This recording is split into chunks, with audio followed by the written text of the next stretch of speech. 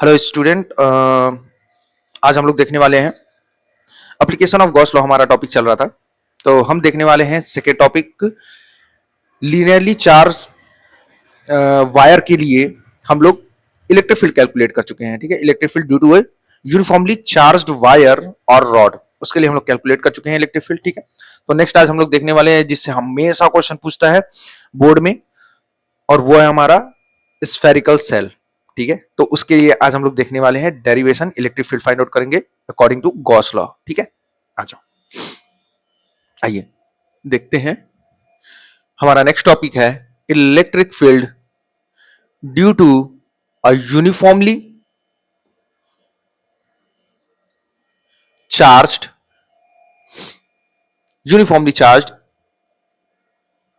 Conducting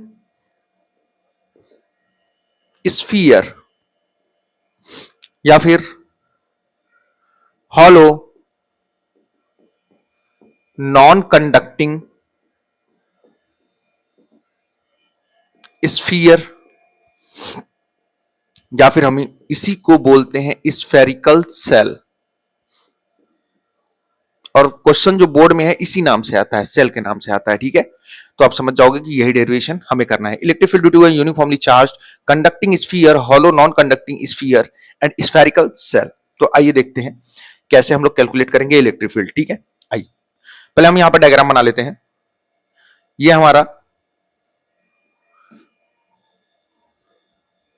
हमारा एक cell है। ठीक है, स्फेरिकल सेल,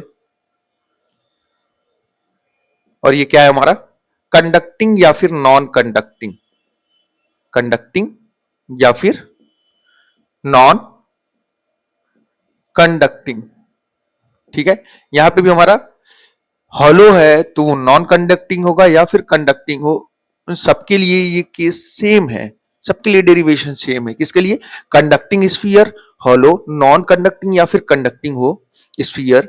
ठीक है, स्फेरिकल सेल अगर वो कंडक्टिंग है या नॉन कंडक्टिंग, तो सबके लिए डेरिवेशन सेम है। ठीक है, वो हम लोग देखने वाले। जो हम लोग सेम बोल रहे हैं क्योंकि इन सभी केस के लिए जब हम इसको चार्ज देंगे तो चार्ज डिस्ट्रीब्यूशन जो होगा इसके सरफेस पे ही होगा, क्योंकि अंदर कोई मटेरियल है नहीं, वहां पे कोई चार्ज होगा नहीं। ठीक है, तो चार्ज डिस्ट्रीब्यूशन इसके सरफेस पे होगा। ठीक, तो आइए देखते हैं। ये हमारा स्फीयर है और इसका रेडियस हम लोग मान लेते हैं कितना है, कैपिटल आर। क्लियर? इसको हम लोगों ने क्या किया, चार्ज दे दिया। इस पे चार्ज है, मान लेते हैं पॉजिटिवली चार्ज दिया हमने, तो ये जो पॉजिटिव चार्ज है इसके सरफेस पे यूनिफॉर्मली क्या होगा, डिस्ट्रीब्यूट हो जाएगा। ठीक है,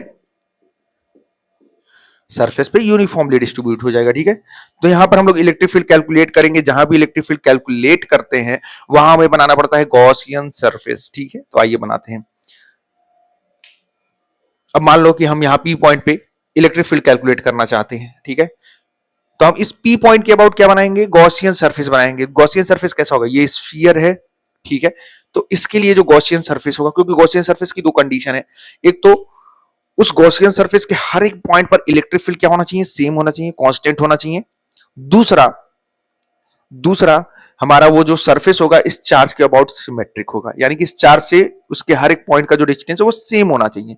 तो ऐसा एक ही हमारा सरफेस बन सकता है इस स्फेरिकल सेल के लिए, और वो भी क्या होगा, स्फीयर होगा, गॉसियन स्फेरिकल सरफेस। ठीक है, वही हो सकता है, क्योंकि देख लो इसके सेंटर से मान लेते हैं ये जो पी पॉइंट है, ये जो पी पॉइंट है इसके सेंटर से कितने डिस्टेंस पे है, स्मॉल आर डिस्टेंस पे। तो इसके सेंटर से स्मॉल आर डिस्टेंस पे, हर एक स्मॉल आर डिस्टेंस पे इसके सेंटर से सभी डायरेक्शन में अगर हम लोग देखें आर डिस्टेंस पे इलेक्ट्रिक फील्ड जो होगा वो क्या होगा, कांस्टेंट होगा। और उन सभी पॉइंट को अगर हम लोग मीट करें तो ये एक स्फीयर ही बनेगा। तो हमारा गॉसियन सरफेस एक स्फेरिकल होगा, स्फेरिकल गॉसियन सरफेस बनेगा। क्लियर है? तो ये हमने बना दिया, ये क्या हो गया हमारा गॉसियन सरफेस। चलो, गॉसियन सरफेस। ठीक है, अच्छा, यूनिफॉर्मली चार्ज रॉड या वायर के लिए हम लोगों ने प्रीवियस डेरिवेशन देखा था। तो हम लोगों ने क्या किया था, गॉसियन सरफेस ड्रॉ किया था। उसके बाद से हम लोगों ने इलेक्ट्रिक फ्लक्स कैलकुलेट किया था, किसके थ्रू, एक तो इंटीग्रेशन मेथड से, फिर गॉस लॉ के अकॉर्डिंग, फिर दोनों को इक्वेट करके वहां से इलेक्ट्रिक फील्ड कैलकुलेट कर दिया था। तो वही चीज हम लोग यहां पर भी करेंगे। ठीक है, तो आइए करते हैं। तो सबसे पहले हम लोग यहां पर नेट फ्लक्स कैलकुलेट करते हैं। अच्छा, वहां पर जो हमारा रॉड था उसके लिए गॉसियन सरफेस सिलेंड्रिकल शेप का था, तो वहां पे तीन सरफेस थे, एक तो टॉप सरफेस, बॉटम सरफेस और उसका कर्व सरफेस, तो तीन सरफेस थे। तीनों सरफेस के लिए हम लोगों ने फ्लक्स कैलकुलेट किया था और सबको ऐड किया था। ठीक है, तो यहां पर क्या एक ही सरफेस है, एक ही स्फेरिकल सरफेस है, तो उसके लिए नेट फ्लक्स क्या होगा, इसी सरफेस के लिए होगा। ठीक है, सरफेस वन क्या लिखना, इस क्लोज सरफेस के लिए, क्लोज सरफेस के लिए integral, close integral vector E dot D A. ठीक है, या इसको हम लोग लिख सकते हैं close integral E D A cos theta. अब यहां पे थीटा क्या होगा, थीटा हम लोग क्या करते थे, गॉसियन सरफेस पे ही हम लोग क्या करते थे, छोटा सा एरिया लेते थे। अच्छा, यहां पर जो हम लोग एरिया ले रहे हैं इसके लिए एरिया वेक्टर का डायरेक्शन इस डायरेक्शन में होगा डी ए। इलेक्ट्रिक फील्ड का डायरेक्शन क्या होगा, ये हमारा क्या है, ये हमारा पॉजिटिवली चार्ज स्फीयर है और हमें पता है इलेक्ट्रिक फील्ड जो होता है सरफेस के परपेंडिकुलर होता है, तो इस पे जो चार्ज है इसके सरफेस के परपेंडिकुलर होगा हमारा इलेक्ट्रिक फील्ड। इस पी पॉइंट पे देख रहे हैं इलेक्ट्रिक फील्ड का डायरेक्शन, तो ये होगा हमारा इलेक्ट्रिक फील्ड। दोनों के बीच एंगल कितना है, 0 डिग्री, तो थीटा हमारा क्या है, 0 डिग्री। ठीक है, तो यहां पे थीटा हम लोग पुट कर देंगे, integral EDA cos 0 degree, cos 0 की वैल्यू 1 हो गई, तो इंटीग्रल ईडीए। अच्छा, इलेक्ट्रिक फील्ड क्या होगी, कांस्टेंट होगी। यहां पर इस पी पॉइंट पे इलेक्ट्रिक फील्ड क्या होगी, कांस्टेंट होगी। कहीं पे भी किसी भी सरफेस पे देख लें, इस सरफेस के किसी भी पॉइंट पे देख लें, इलेक्ट्रिक फील्ड कांस्टेंट होने वाली है, तो ये इलेक्ट्रिक फील्ड हमारा कांस्टेंट बाहर आ गया, डीए। ठीक है, ई। अच्छा, इंटीग्रल डीए ये किसको रिप्रेजेंट कर रहा है, इसके टोटल सरफेस एरिया को। इस स्फीयर का जो सरफेस एरिया, ये जो गॉसियन सरफेस हमारा है, इसका सरफेस एरिया क्या होगा, 4 पाई आर स्क्वायर स्फीयर का होता है। ठीक है, ये हमारा आ गया नेट फ्लक्स। इसको मान लेते हैं इक्वेशन 1। क्लियर है, समझ में आ रहा है।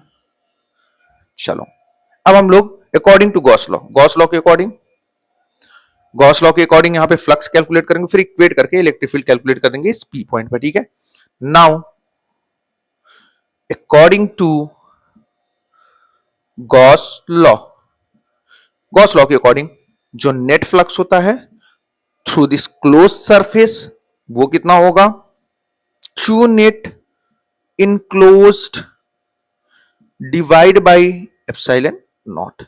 यहां तक क्लियर है, Q net enclosed divide by epsilon naught, ये हमारा नेट फ्लक्स होगा थ्रू दिस क्लोज सरफेस। समझ में आया क्या। अच्छा, Q नेट अब हमें यहां पे कैलकुलेट करना पड़ेगा, इस गॉसियन सरफेस के अंदर नेट चार्ज कितना है। अच्छा, तो हमें एक टर्म पता है, याद आ रहा है क्या, सिग्मा सरफेस चार्ज डेंसिटी। अब ये सरफेस चार्ज डेंसिटी क्या होता है, ये होता है हमारा, ये हमारा होता है कि इसके पर यूनिट चार्ज पे, यूनिट सरफेस एरिया पे, यूनिट सरफेस एरिया पे जो चार्ज है वो है सिग्मा। तो ये सिग्मा किसको रिप्रेजेंट कर रहा है, चार्ज को। इसके छोटे से एरिया पे, स्फीयर के छोटे से एरिया पे जो चार्ज है वो हमारा सिग्मा है। तो इस पूरे सरफेस एरिया पे जो चार्ज होगा वो कितना होगा, यूनिट सरफेस एरिया पे चार्ज सिग्मा, तो 4 pi are square. Surface area पे जो चार्ज हो जाएगा वो कितना होगा, सिग्मा। ठीक है, इंटू कर देंगे इसमें, देखो एक यूनिट सरफेस एरिया में सिग्मा है तो 4 pi are square, surface area में जो चार्ज होगा वो कितना होगा, sigma into 4 pi are square. ठीक है, इस पूरे सरफेस एरिया पे जो चार्ज है वो कितना है, सिग्मा 4 पाई आर स्क्वायर, और यही हमारा Q नेट इनक्लोज्ड। क्लियर है कि नहीं, ये हमारा Q नेट इनक्लोज, इसको पुट कर देंगे यहां पर और हमें नेट फ्लक्स मिल जाएगा according to Gauss law. Net flux क्या हो जाएगा, ये हो जाएगा हमारा sigma 4 pi are square divide by epsilon naught. ये आ गया हमारा गॉस लॉ के अकॉर्डिंग। इसको मान लेते हैं क्वेश्चन नंबर 2। अब 1 और 2 को हम लोग क्या करेंगे, इक्वेट कर देंगे, क्योंकि हमें ये भी हमें नेट फ्लक्स दे रहा है और ये भी हमें नेट फ्लक्स दे रहा है, तो 1 इज इक्वल टू 2 कर देते हैं, तो sigma, sorry, electric field E 4 pi small r का स्क्वायर, और क्या हो जाएगा, इधर क्या है हमारा सिग्मा, सेकंड इक्वेशन में sigma 4 pi r square divide by epsilon naught. 4 pi से 4 पाई कैंसिल, इलेक्ट्रिक फील्ड आ गया E is equal to sigma r square divide by small are square epsilon naught. ये आ गया हमारा electric field at point P, इस P point पर, ठीक है। P पॉइंट पर इलेक्ट्रिक फील्ड कैलकुलेट किया। अच्छा, ये P पॉइंट हम लोग किधर ले रहे हैं? Outside sphere. तो ये हमारा केस 1 है, ये याद रखना, ये हमारा केस 1 है, आउटसाइड स्फीयर इलेक्ट्रिक फील्ड, ठीक है। जब हमारा स्मॉल आर ग्रेटर देन है कैपिटल आर से, ठीक है। तो उस कंडीशन में हमारा इलेक्ट्रिक फील्ड आएगा sigma r square divide by small are square epsilon naught, ठीक है। यहां तक क्लियर है क्या? अच्छा, सिग्मा को अगर हम लोग यहां रिप्लेस करना चाहे तो रिप्लेस कर सकते हैं।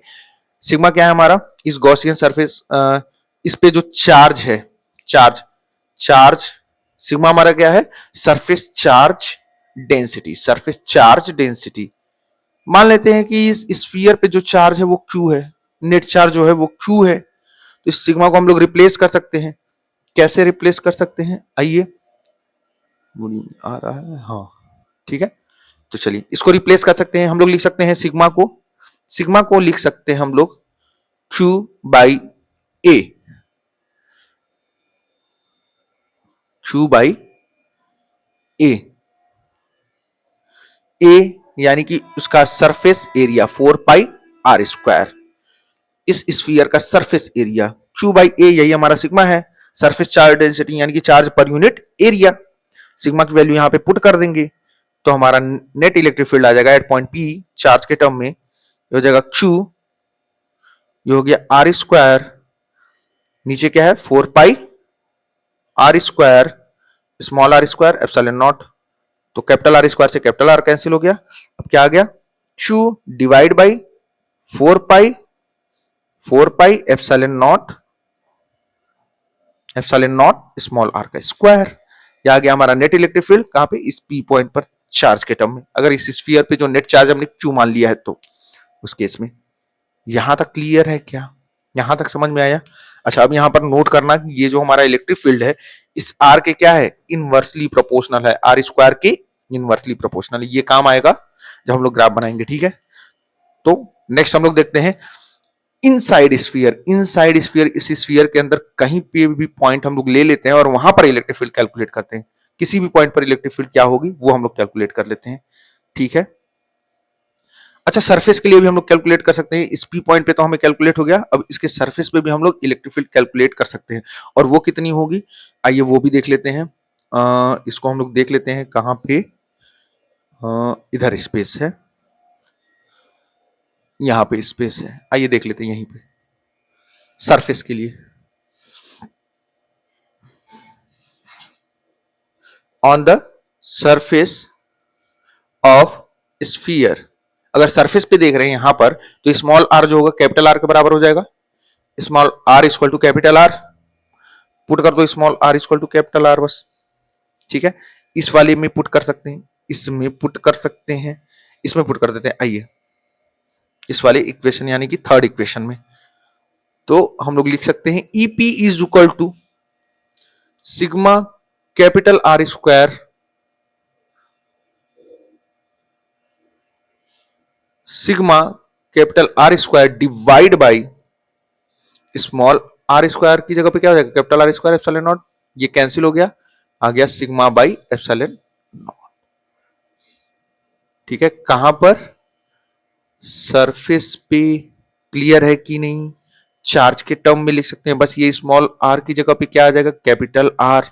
यहां पर अगर सरफेस के लिए लिखें, सरफेस के लिए लिखें तो ये हो जाएगा हमारा Q divide by 4 pi epsilon not capital R का स्क्वायर। ये सरफेस के लिए हो जाएगा। यहां तक क्लियर है? अब इनसाइड किसी भी पॉइंट पर हम लोग नेट इलेक्ट्रिक फील्ड कैलकुलेट करेंगे। आइए कैलकुलेट करते हैं।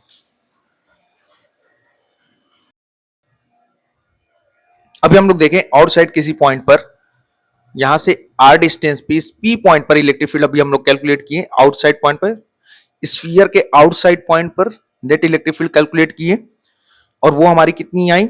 ये हमारी आ रही थी sigma small r sorry capital are square divide by epsilon naught small are square, ठीक है। एक तो ये आई थी। दूसरा चार्ज के टर्म में अगर इस पे नेट चार्ज Q है तो वो हमारा आ गया था कितना, Q divide by 4πε0 small r का स्क्वायर। ठीक है, ये हम लोगों ने कैलकुलेट किया था Q के टर्म में। ठीक है, और दूसरा कैलकुलेट किया था इस सरफेस पे जो हमारा नेट इलेक्ट्रिक फील्ड आया था इस वाले फॉर्मूला से, ये हमारा आया था सिग्मा बाई एप्सिलॉन नॉट, और इस वाले फॉर्मूला से इस स्फीयर के सरफेस पे किसी भी पॉइंट पर हम नेट इलेक्ट्रिक फील्ड कैलकुलेट किए थे, और वो हमारा आया था कितना, बस स्मॉल आर की जगह पे कैपिटल आर आ गया था, Q divide by 4πε0 capital R का स्क्वायर। ठीक है, इसको हम लोग इस तरह से भी लिख सकते हैं KQ by small are square, KQ divide by capital are square. समझ में आ रहा है कि नहीं? तो ये रिलेशन हम लोग देख चुके हैं। ठीक है, ये डेरिवेशन था हमारा आउटसाइड स्फीयर किसी भी पॉइंट पर net electric field. Inside sphere हम लोग देखेंगे अब नेट इलेक्ट्रिक फील्ड कितना होगा। ठीक है, आइए देखते हैं। मेथड वही है, पहले हम लोग इंटीग्रेशन मेथड से इलेक्ट्रिक फ्लक्स कैलकुलेट करेंगे, फिर गॉस लॉ से। ठीक है, चलो आ जाओ देखते हैं।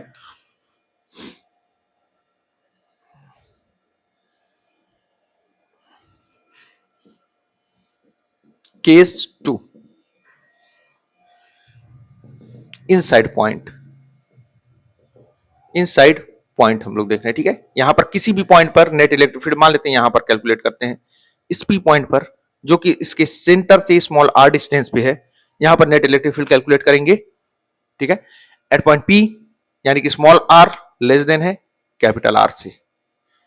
ठीक है, तो सबसे पहले हम लोग क्या करेंगे, गॉसियन सरफेस बनाएंगे। तो गॉसियन सरफेस कैसा होगा, स्फेरिकल गॉसियन सरफेस बना लिया, और नेट फ्लक्स कैलकुलेट करते हैं। अब इस गॉसियन सरफेस के थ्रू नेट फ्लक्स कैलकुलेट करते हैं, तो नेट फ्लक्स क्या हो जाएगा, close integral vector E D A cos theta, E dot D A होता है, मैंने डायरेक्ट लिख दिया। ठीक है, चलो तो यहां पर हम छोटा सा एरिया लेंगे, इसके लिए एरिया वेक्टर इस डायरेक्शन में, इलेक्ट्रिक फील्ड क्या होगा, सेम इसी डायरेक्शन में आएगा, दोनों के बीच एंगल कितना होगा, 0 डिग्री। पुट कर देते हैं close integral E D A cos 0 की वैल्यू 1 ई डी ए। ठीक है, तो यहां से इलेक्ट्रिक फील्ड क्या होगी, कांस्टेंट होगी किसी भी पॉइंट पर अगर हम लोग देखें तो। ठीक है, ऐसे अभी मान लेते हैं क्योंकि स्फीयर है तो उसके हर एक पॉइंट पर इलेक्ट्रिक फील्ड, क्योंकि गॉसियन सरफेस हम लोग उसी तरह से ड्रॉ करते हैं कि उसके हर एक पॉइंट पर इलेक्ट्रिक फील्ड क्या होगी, कांस्टेंट। तो ये कांस्टेंट है, इंटीग्रल डी ए और इंटीग्रल डी ओ को क्या लिख सकते हैं, इसका सरफेस एरिया, और वो कितना होगा 4π स्मॉल r स्क्वायर, ये होगा हमारा नेट फ्लक्स। क्लियर है? अब गॉस लॉ से हम लोग कैलकुलेट करेंगे यहां पर, इसको मान लेते हैं equation 1, according to Gauss law. अब गॉस लॉ के अकॉर्डिंग हमारा यहां नेट फ्लक्स कितना होगा, तो according to Gauss law net flux होता है जो वो Q net enclosed divide by epsilon naught. अब इस गॉसियन सरफेस के अंदर नेट चार्ज हमारा कितना है, 0, तो हमारा नेट फ्लक्स आ गया 0। ये हो गया हमारा नेट फ्लक्स फ्रॉम इसकी वैल्यू उठा करके पुट कर देंगे इक्वेशन 1 में, तो नाउ फ्रॉम इक्वेशन 1 में पुट करते हैं, नेट फ्लक्स 0 है, तो 0 is equal to E 4πr square. ठीक है, तो इलेक्ट्रिक फील्ड यहां पर हमारा क्या आ जाएगा, 0, क्योंकि ये वाला टर्म तो 0 होगा नहीं, ये गॉसियन सरफेस, इसका कुछ ना कुछ रेडियस है, तो इसका सरफेस एरिया कुछ ना कुछ आएगा, यानी कि कौन सा टर्म 0 होगा, इलेक्ट्रिक फील्ड 0 होगा, तभी तो ये पूरा टर्म क्या है, 0 के बराबर है, तो इलेक्ट्रिक फील्ड हमारा क्या हो गया, 0 हो गया। कहां पर, इनसाइड स्फीयर। ठीक है, इनसाइड स्फीयर हमारा नेट इलेक्ट्रिक फील्ड क्या हो गया, 0। अब आइए हम लोग ग्राफ बना लेते हैं E और R के लिए। इसमें दिख रहा है क्या वीडियो में, हाँ यहां दिखाई दे रहा है, तो आइए ग्राफ बना लेते हैं। ये हो गया हमारा R, और यहां पर हम लोग देख रहे हैं इलेक्ट्रिक फील्ड। ठीक है, चलो R यानी कि R की वैल्यू हम लोग बढ़ाते चले जाएंगे, यहां पर हमारा क्या है, कैपिटल R के बराबर है स्मॉल r कैपिटल R, यानी कि हमारा सरफेस है। ठीक है, तो आइए देखते हैं। इनसाइड अगर स्फीयर की बात करें तो ये हमारा इनसाइड स्फीयर है, R से छोटा है, स्मॉल r जो है यहां हमारा कैपिटल R से छोटा है, यहाँ स्मॉल r कैपिटल R से बड़ा है, तो ये हमारा इनसाइड स्फीयर, ठीक है, दिख रहा है, इनसाइड स्फीयर नहीं दिख रहा है, तो इसको मैं यहां लिख देता हूं थोड़ा सा, यहां पर इनसाइड स्फीयर, ठीक है, और ये हमारा आउटसाइड स्फीयर, ठीक है। तो इनसाइड स्फीयर इलेक्ट्रिक फील्ड कितना है, किसी भी पॉइंट पर देख ले, सेंटर पे देख ले, इसके सेंटर पे देख ले, कहीं पर भी देख ले, कोई भी पॉइंट ले ले, ये जो हमारा यूनिफॉर्मली चार्ज स्फीयर है या स्फेरिकल सेल है, इसके किसी भी पॉइंट पर, इनसाइड पॉइंट पर नेट इलेक्ट्रिक फील्ड क्या होगी, जीरो। तो नेट इलेक्ट्रिक फील्ड जीरो है, तो ये लो हमारा नेट इलेक्ट्रिक फील्ड क्या हो गया, जीरो, ये ऐसे आएगा, ठीक है। और सरफेस पे हमारा नेट इलेक्ट्रिक फील्ड मैक्सिमम होगा, यहाँ पे हमारा नेट इलेक्ट्रिक फील्ड मैक्सिमम होगा। आउटसाइड पॉइंट पर हमारा क्या आया था, ई जो था इनवर्सली प्रोपोर्शनल था आर स्क्वायर के, इसलिए इसका ग्राफ कुछ इस तरह से जाएगा। क्लियर है, ग्राफ कुछ इस तरह से हमारा जाएगा, समझ में आ रहा है क्या। तो ये हमारा ग्राफ है और ये हमारा डेरिवेशन है, इसको बार बार रिवाइज करिएगा, बहुत ही इंपॉर्टेंट है, इससे रिलेटेड क्वेश्चन पीवाईक्यूज में आए हुए हैं, ठीक है। तो बोर्ड पॉइंट ऑफ व्यू से ये जो वीडियोस लेक्चर हैं बहुत ही ज्यादा इंपॉर्टेंट है, अगर आप इसको अच्छे से देखते हो तो आपके 95 प्लस स्कोर आप कर पाओगे। क्लियर है, चलो।